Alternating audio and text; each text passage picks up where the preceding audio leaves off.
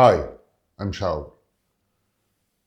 You know, without noticing it, it's been 2 years since I've been posting videos on this Dirty Photography Club channel.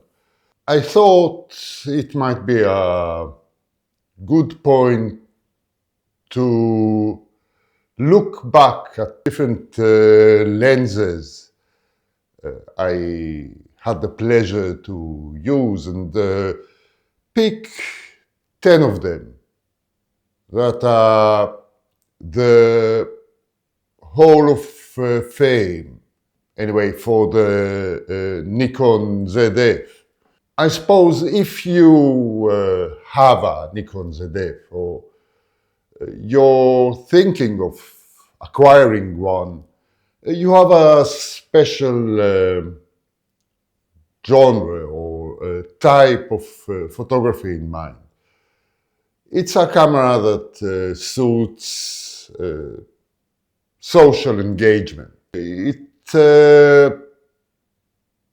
fits in with photographing people in public places. In those situations, things move, but they don't move too fast.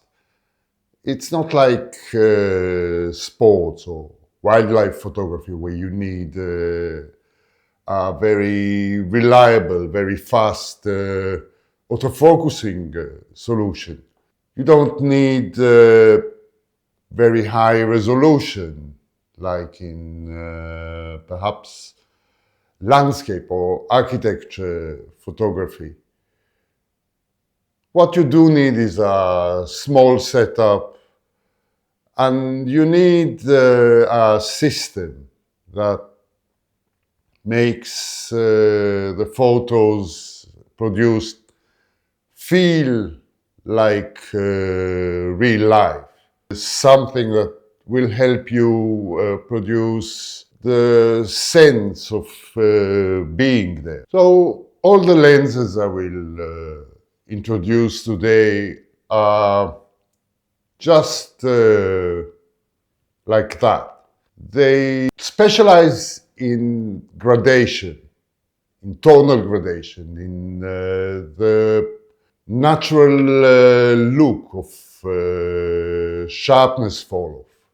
They do not necessarily have the highest resolving power. They don't portray small details as well as many other lenses. Well, some of them do, but most of them don't. What they do have is a retention of curvature. And by that, they also are excellent in portraying textures, structures, distances in the scene. And all of that produces an image that is true to life, an image that conveys the feeling of being in the scene. Unfortunately, my eyes are not what they used to be, so I need some assistance in focusing. So when choosing a lens, I want to make sure that I will have a way of autofocusing it, even if it's a manual focus lens. These days, in the mirrorless era, we are lucky to get some innovative and effective solutions for that. Although they are a bit limited compared to native autofocus. I will show you those 10 lenses in an ascending order of focal length. Some of them are quite similar to each other in the specifications, in the focal length and the maximum aperture. But all of them achieve this true-to-life, dimensional style of rendering that suits living things to organic subjects. Let me show you a series of some photos I took this week. All of those photos have this sense of space, that dimensional rendering that I'm talking about.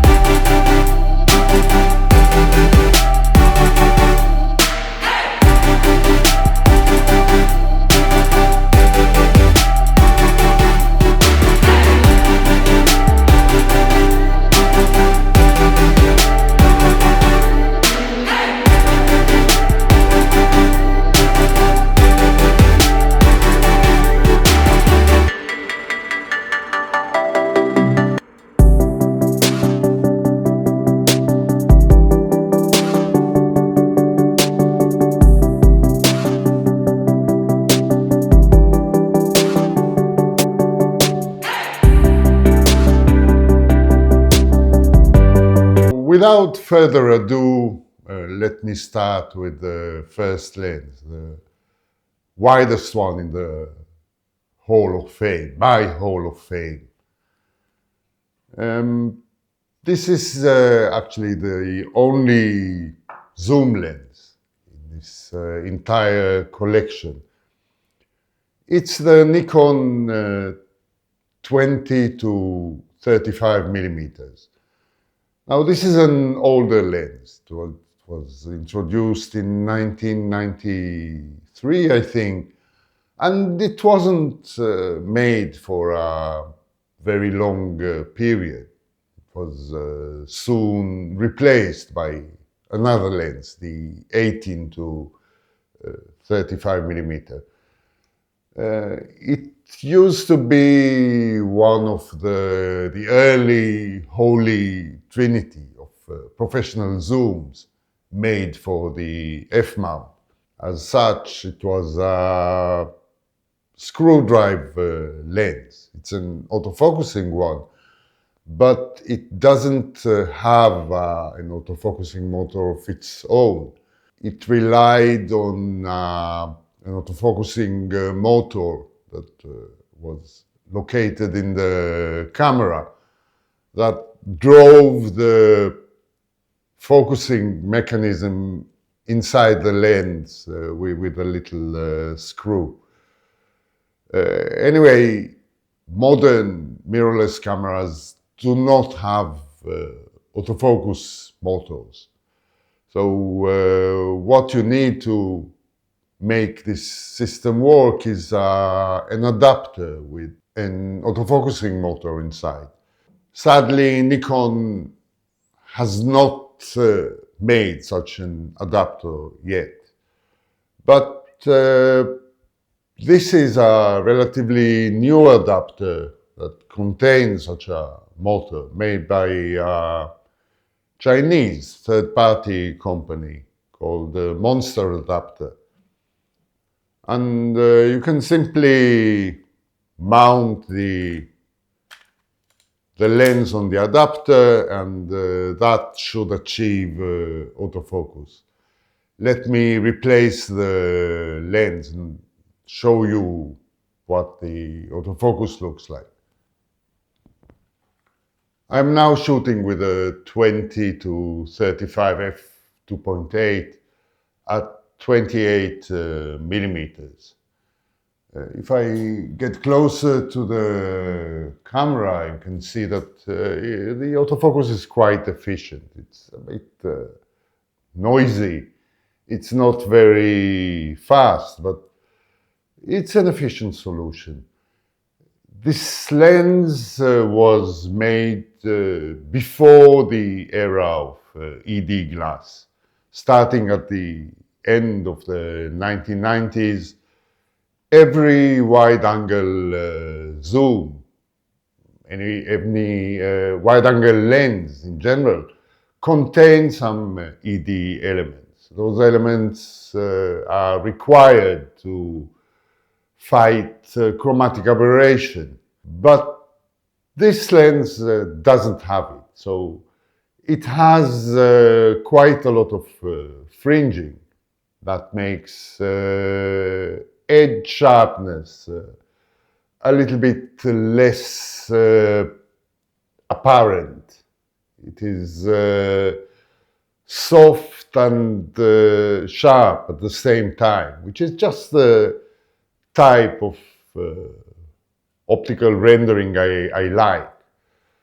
This lens is a little bit lower contrast than what you typically get these days from modern optics, but its gradation is lovely. It really retains the structure of things, the appearance of curvature resembles what we see with our own eyes in our daily life. At this wide focal length, I have some contenders to the crown. There is especially the Voigtlander 21mm f1.4, which I tend to use more often than I use this lens. But that is because I shoot very often in low light conditions where I need faster aperture. The 20 to 35 is a very good daylight lens. I chose this lens because it renders a little bit nicer than the Voigtlander. It is also more suitable to DSLR shooting, which I tend to gravitate to more and more lately.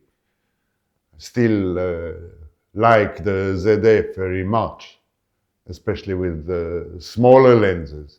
This lens is not quite small, it's about 600 grams in weight, and it is well built, like lenses used to be.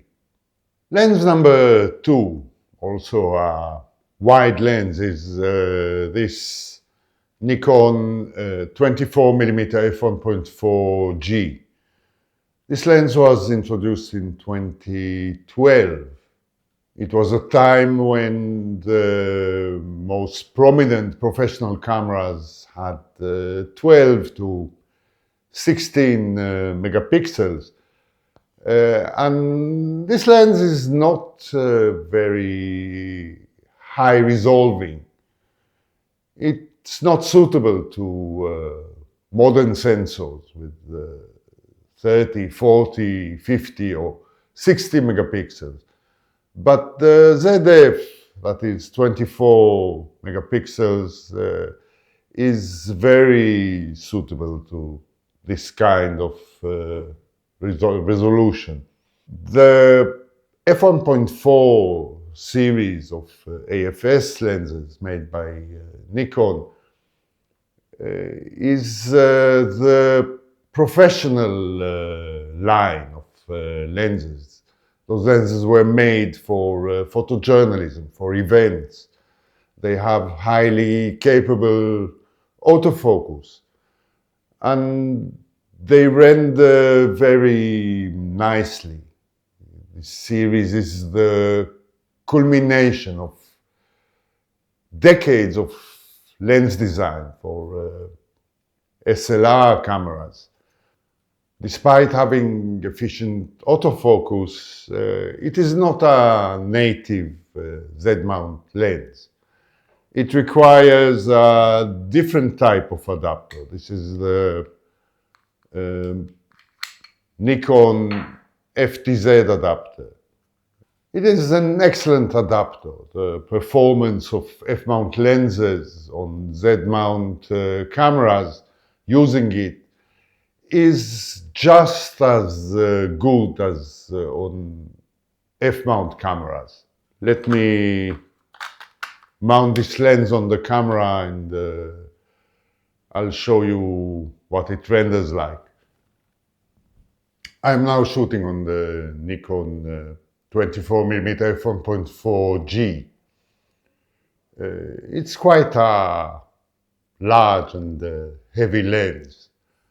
Again, around 600 grams, which makes it better suited to heavier DSLR bodies than Z-mount mirrorless bodies.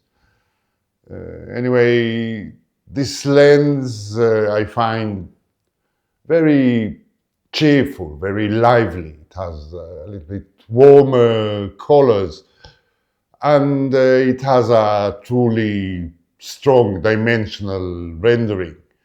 Preserve the sense of curvature, the sense of space in the photographs. It produces a big image, something that might be compared to medium format camera, dare I say. Anyway, it's a lens I really like, and on this FTZ adapter, autofocus is fast, silent, very efficient. It can easily follow fast-moving subjects. And I find it very useful in parties where there are lots of people around, where the environment is a little bit messy, and I want to convey movement, joy, the complexity, and the mess. This style of rendering is very typical to this series of lenses. Most of the lenses in the f1.4 G or E series look about the same. This lens renders very similar to the next lens, the third one in my Hall of Fame, which is the Nikon 28mm f1.4E. This is one of the last f-mount lenses ever produced. It was introduced in 2017, I think. And it was made in an era where higher resolution sensors already appeared on the market. So it has a higher resolving power. But somehow it does not affect its style of rendering. It is still a highly dimensional lens that render life the way it looks to our eyes. Like the 24, it's quite large and on the heavy side. Let me mount it on the camera and show you what the rendering looks like. I'm now shooting with the Nikon 28mm f1.4E lens. As you can see, the image you see is not very different from what the 24 looked like. And that series of professional Nikon lenses is highly consistent. Most of the lenses look about the same. The contrast of those lenses is well balanced. It is not too harsh, but it is not too limited either. It's a full contrast. Small details are not very well portrayed. There is a hierarchy of contrast. Larger surfaces appear with a higher contrast than small details and edges. So the viewer's eye is directed to the gradation rather than to the small details. And that makes the image look more true to life, in my opinion. I've been using this 28mm f1.4 a lot lately. Lens number 4 in my Hall of Fame is a lens you should know if you have been watching my channel for a while. It's perhaps my all-time favorite lens. It's not an old one, but I really like it. I use it to shoot most of these videos. This is the humble Thypoch 28mm f1.4 made for the M mount. And of course it's a manual lens, so I use a different type of adapter to give it some autofocusing capabilities. This is the Thypoch TMZ02 adapter. It works like a small bellows. It has a motor inside that moves the entire lens forward and backward to achieve autofocus.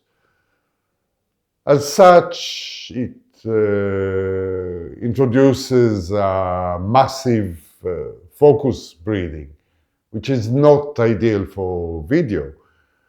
It is not very efficient in continuous autofocus or in video applications.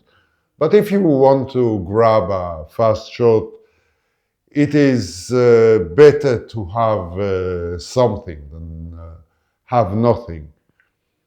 28mm is not a very long focal length, but if you shoot it up close, you will need some assistance in focusing if you want to acquire focus quickly. So I find this adapter quite useful. Let me just mount the lens on the adapter and I'll show you what the rendering looks like. I'm now shooting with Thypoch 28mm f1.4. Compare it to the previous lens I showed you, the Nikon 28mm f1.4, and you'll see that the rendering of this lens is distinctly warmer, which makes it rather pleasing for shooting people in natural light. It is also a highly dimensional lens, and its small dimensions make it quite acceptable in polite society, unlike lenses belonging to the Nikon f1.4 series. The autofocusing using the Thypoch adapter is okay. If I get closer to the camera, it will follow me. But it is not as good as native autofocus or even the autofocus provided by the FTZ adapter made by Nikon. It is clearly not suitable for fast-moving subjects or for any type of continuous autofocus. On the other hand, there are plenty of M-mount lenses that can use this adapter.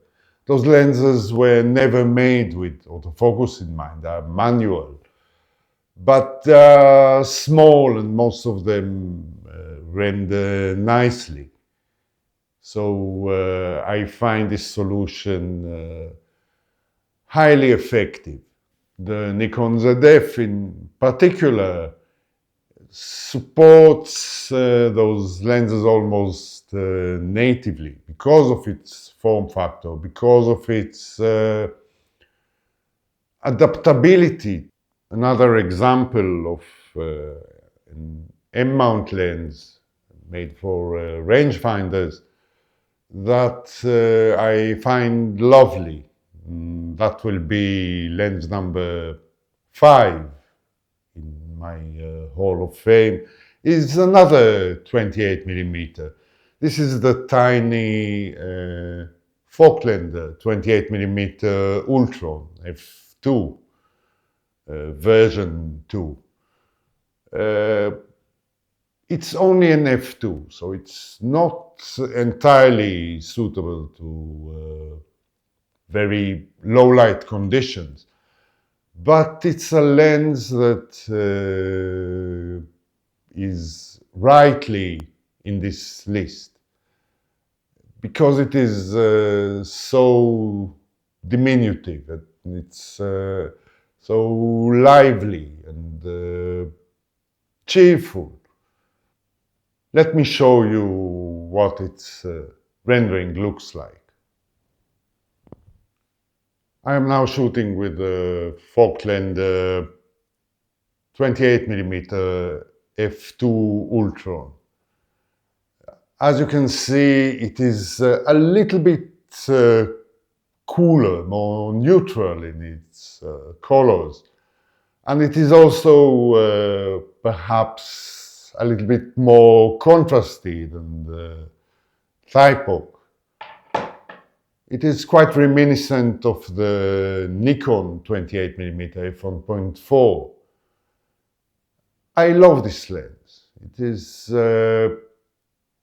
tiny, but it produces big images. It really accentuates the feeling of space. It has a very accurate rendering of curvature, of texture, and it is rather sharp, although not too sharp. It is far from being sterile or clinical, like so many modern lenses are. In fact, I find Voigtlander's Ultron series of lenses a little bit more balanced in the sharpness versus dimensionality than other series of Voigtlander lenses. The Noctons, the f1.4s and f1.2s, seem to be a little more on the resolving side.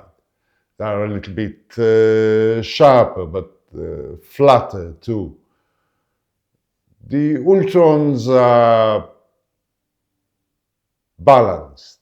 They are both sharp and dimensional.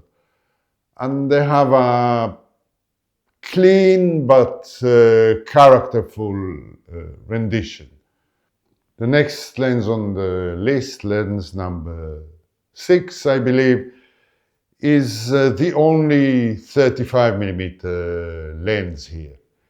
It's the Nikon 35mm f1.4G, a lens introduced in 2010. I think it was the first lens in the f1.4 professional series made by Nikon. It is absolutely my best 35mm lens. I have tried perhaps a dozen of them, trying to reach just the rendering I like. And it is surprisingly difficult to find a nice 35mm lens, at least for me. They are either too vintage looking, the contrast might be a little bit too low, or they might be too sharp, too clinical, lacking the dimensionality that I'm after.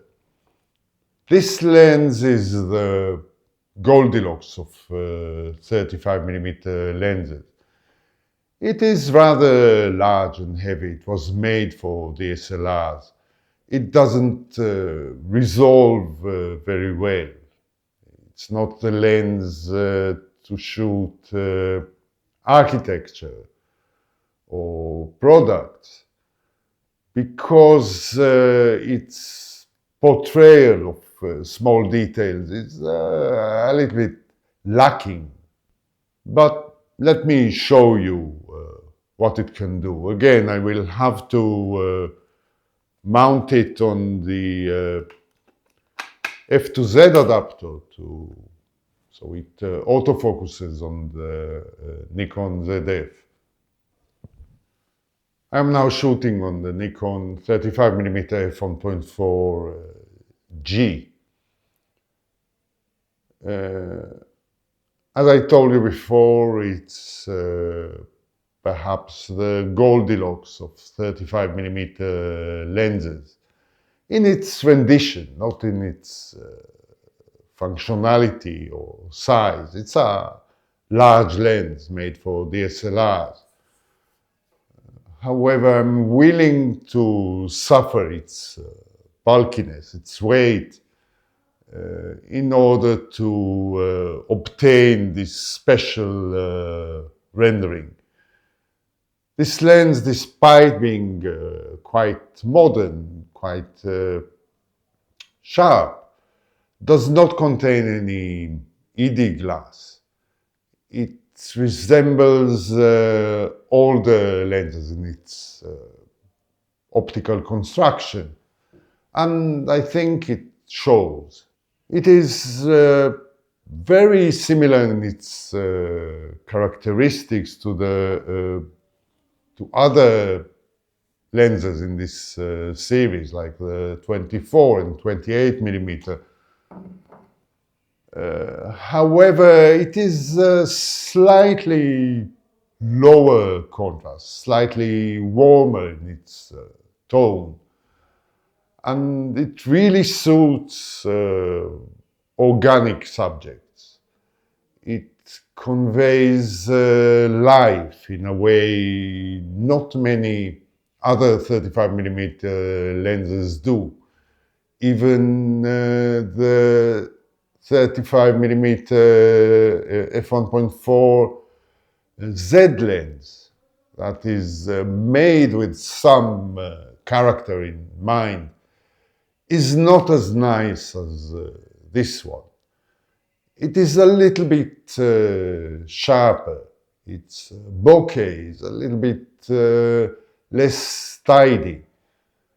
This lens is just lovely, and nothing really comes close to it. The next lens in my Hall of Fame is the only native Z-mount lens, the only mirrorless modern lens. This is the Nikon 40mm f2. It's a very cheaply made, very simple plastic lens. It has no ED elements, and it only consists of 6 elements arranged in 4 groups. That makes it one of the simplest constructed lenses in the world. Even other 40mm lenses, modern ones, are more complicated. This lens is not very sharp, but it has a consistent, wonderful rendering that preserves the structures, the textures, the distances in the scene, and makes rather lifelike images. Let me show you what I mean. I am now shooting with the Nikon Z 40mm f2. Its autofocus is quite fast. Out of all those lenses, it's the only one with native mirrorless autofocus. It is completely silent and it is adequate for fast-moving subjects. It also renders very nicely. Perhaps it's not the sharpest lens in the corners, especially not at its minimal, rather close focal distance. I really like this lens. If I had to choose one lens for the Nikon ZF, that would be it. 40mm is a very versatile focal length. You can shoot anything from landscapes to portraits with it. Yes, it does suffer some chromatic aberrations. It might also have some slight field curvature, but those attributes makes its rendering highly dimensional, very different from what you may expect from a modern lens. Lens number 8 on my list is another 40mm lens. I had to think twice before including this lens in my Hall of Fame, but I couldn't leave it out. This is the humble Voigtlander 40mm f1.4 Classic. It's a special lens. It's a 20-year-old thing that tries to mimic older style lenses. It is quite tiny, maybe the smallest lens in this collection. And it is characterized by a lower contrast. It is rather vintage looking. But I just love the way it renders. It is not a sharp lens. It's rather soft. Its contrast is rather low. You will often have to increase the contrast in post-processing in order to get an acceptable result. But it has a special look. It has some vignetting down to f11 or so, but it is so three-dimensional that you cannot ignore it, this effect. It's very good for shooting people in social settings.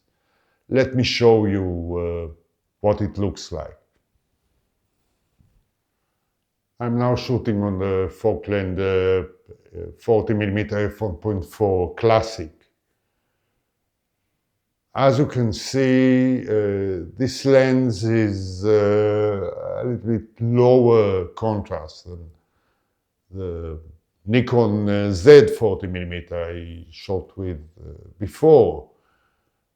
It is also not as sharp. Using this Thypoch autofocusing adapter, it is not very efficient in acquiring focus. Although for a quick shot in single focusing mode, it is good enough. I like the three-dimensional rendering of this lens, especially given its normal focal length. Sitting opposite to the camera now is just like sitting in front of someone else, a partner. The distance of about 1 meter between me and the camera is a comfortable social, conversational distance. Not too close, but not too far. And at this distance, the rendering is absolutely beautiful. It is a really true-to-life lens that I like a lot. It is not one of the best lenses in the technical sense, but why should it matter when you get such a lovely image? The next lens on the list, lens number 9, we're nearing the end, is perhaps the best portrait lens I had the pleasure to use. This is the famous Helios 44. It's a 58mm f2 that I find very useful for portraits. It is a lens known for its special character, for its swirly bokeh. To be honest, I couldn't care less about it. What I really like about it is the lower contrast, the warmer colors, the three-dimensional way it renders our face. I'm using a newer iteration of the Helios 44. This is the M6 version that has a conventional aperture ring. I find it more useful, faster to use and operate. Those lenses are full of problems. I have not encountered Helios 44 with working aperture blades. They tend to become sticky after a while, and the aperture doesn't really respond to stopping it down. You have to knock it a few times in order to close the aperture. But as quirky as it is still a lovely lens. Let me mount it on the camera and show you what it looks like. Of course, I will need to use a second adapter here. This is a M42 to M mount adapter, which I will mount on the autofocusing Thypoch adapter that adapts M mount lenses to my Z camera. It's quite a cumbersome setup, but it is worth it. Let me show you. The lens shooting me now is the Helios 44 at f2.8. As you can see, it has a very natural rendering of the face. Its colors are a little bit warmer than usual. And it is still a sharp lens, surprisingly, given its old age. It is simply the best portrait lens I've ever tried. All of them are, all the versions of this Biota knockoff. There are some other portrait lenses with longer focal lengths than 58 millimeters that I might have included in this list, like the Jupiter 9, 85 millimeter f2, or even the Carl Zeiss Jena 135 f3.5. Those are low contrast lenses with an old school rendering. They are not as sharp as the Helios 44, so they might be more suitable for the human face. However, I like using slightly shorter focal lengths for portraits. That gives me the opportunity to work with the sitter from a shorter, more conversational distance. And the improved communication between the photographer and the subject is crucial to a good portrait. Let's move on to the last lens on this list.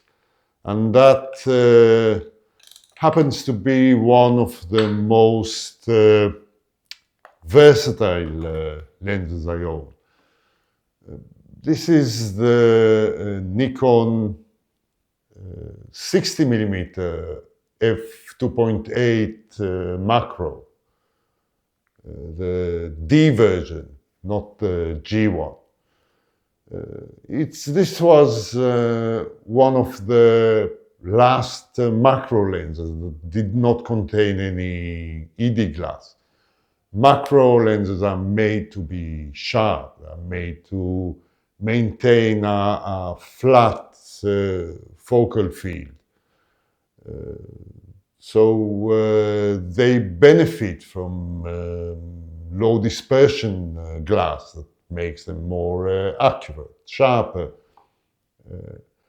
However, I happen to really like this lens. It contains 8 elements in 7 groups. None of them are ED, and it retains a 3-dimensional character that is suitable for organic subjects.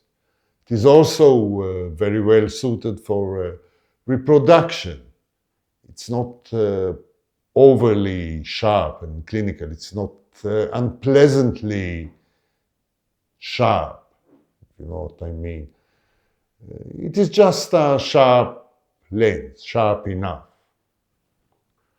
to make it autofocus on the Nikon ZF. I will need to mount it on that horrible monster adapter again, the motorized adapter that will allow it to autofocus using the screw drive. So let me show you what it looks like.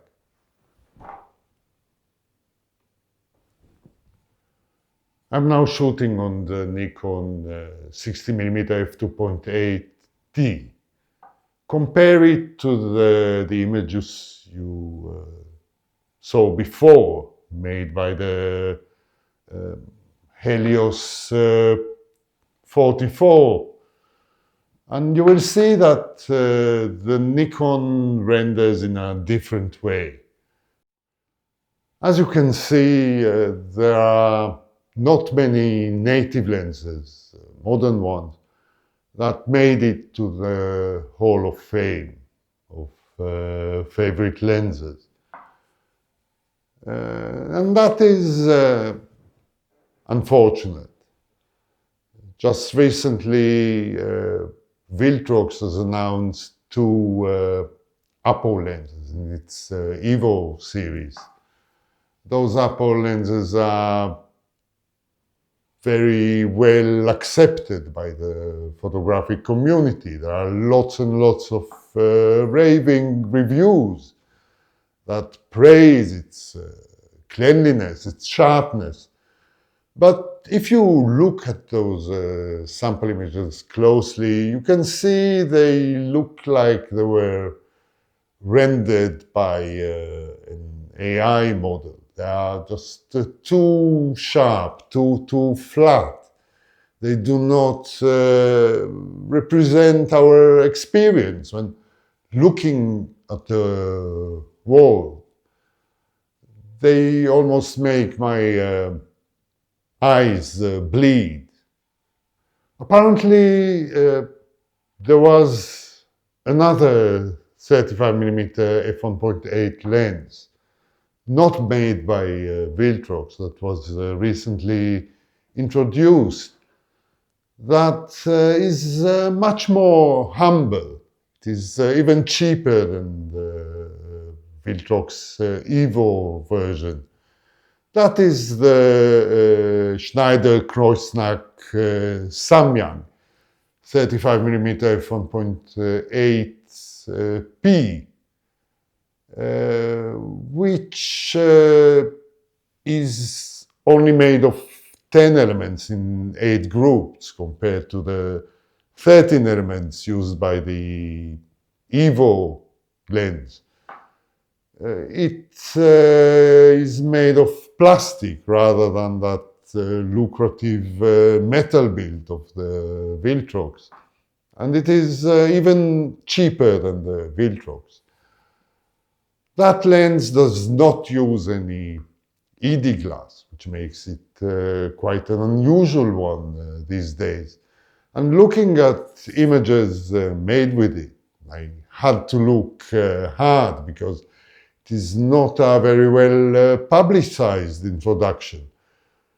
The images look much nicer. They have this three-dimensional look.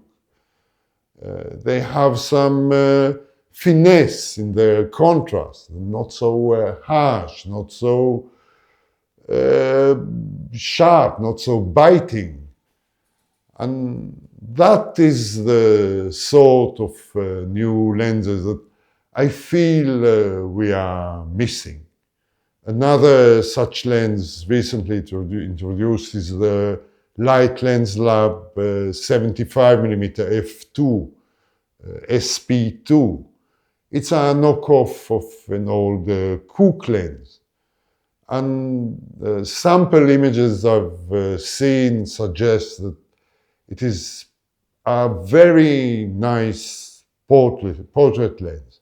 It's not only made for portraits, it's suitable for longer distance shots, especially in video. But its field curvature, the vignetting, the three-dimensional rendering made possible by the simple design make this lens a special one. And it is rather an expensive offering, but it will be interesting to compare it to other portrait lenses. I have now switched to the Voigtlander 28mm Ultron. I'm shooting it wide open at f2. It's not a lens I used very much recently because I have other 28mm lenses I tend to use more often. So I just forgot how lovely this lens is. Anyway, this video, just like the other videos on my channel, do not have any affiliate links. I don't want to compromise my integrity in order to make a buck or two. It is important for me to keep my opinions as unbiased as I can. However, if you wish to support my channel, my work, I encourage you to do it voluntarily by simply buying me a coffee. There's a link in the description below. It's a nice gesture between gentlemen. It's just a way to express your appreciation. Anyway, thank you so much for watching, and see you again soon.